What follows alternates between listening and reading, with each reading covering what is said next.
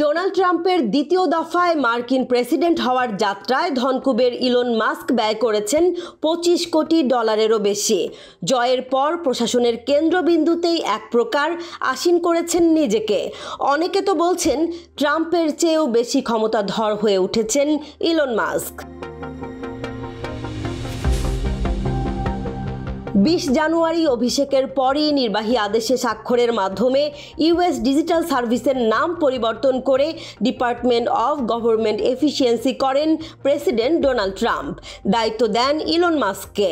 1 মাসও হয়নি, এরই মধ্যে মাস্কের অধীনস্থ এই বিভাগের বিরুদ্ধে দায়ের হয়েছে 4টি পৃথক মামলা।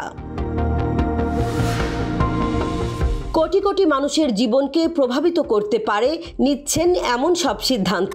প্রবেশাধিকার পাচ্ছেন অত্যন্ত সংবেদনশীল সব ডাটাবেজে।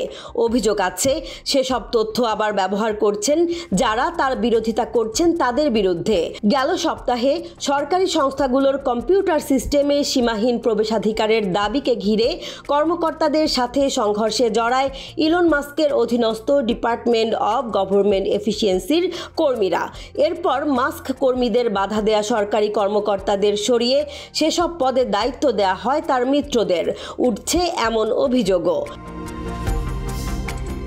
প্রশাসনিক ক্ষমতা ব্যবহার করে বন্ধ করার চেষ্টা করছেন বিশ্বের বৃহত্তম একক মানবিক সহায়তা প্রদানকারী প্রতিষ্ঠান ইউএসএইড। শুধু ইউএসএইডই নয়, টার্গেট করেছেন আরও বেশ কয়েকটি মানবিক সংস্থা ও প্রকল্পকে।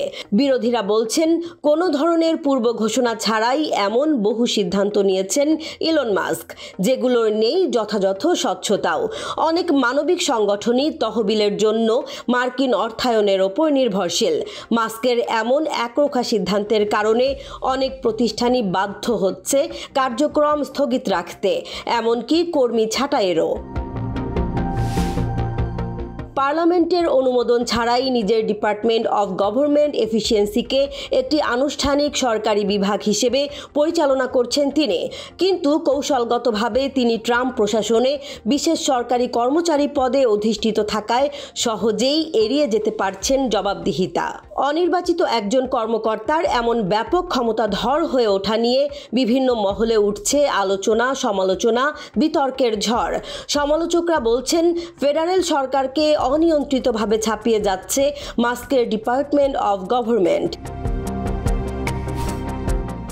নিউ ইয়র্কের ডেমোক্রেটিক সিনেটর চাক শিউমার বলেন, ফেডারেল সরকারের ওপর মাস্কের অনির্বাচিত ছায়া সরকারের বিরূপ প্রভাব স্পষ্ট। ডিওজি প্রকৃত কোনো সরকারি সংস্থা নয়। এর কোনো এখতিয়ার নেই ফেডারেল কোনো আইন উপেক্ষা করার বা কোনো কর্মসূচি বন্ধ করার। যদিও এসব সমালোচনাকে পাগলের প্রলাপ আখ্যা দিয়ে উড়িয়ে দিয়েছেন ইলন মাস্ক, আবার বিরোধিতা করলে দিয়েছেন শাস্তিমূলক ব্যবস্থা নেয়ার হুঁশিয়ারিও। সাফাই তার অধীনে থাকা ডিপার্টমেন্ট অফ গভর্নমেন্ট এফিসিয়েন্সি কাজ করছে সরকারের অপ্রয়োজনীয় খরচ কমাতে। মাস্কের পক্ষে সাফাই গাইছে ট্রাম্প প্রশাসনও। ভাষ্য, মাস্কের নেয়া কোনো পদক্ষেপ বেআইনি নয়, লঙ্ঘন হয়নি মার্কিনীদের গোপনীয়তা। যদিও সরকারি সিস্টেম মতে ঠিক কী কাজ করছে ডিওজি তা স্পষ্ট নয় এখনো।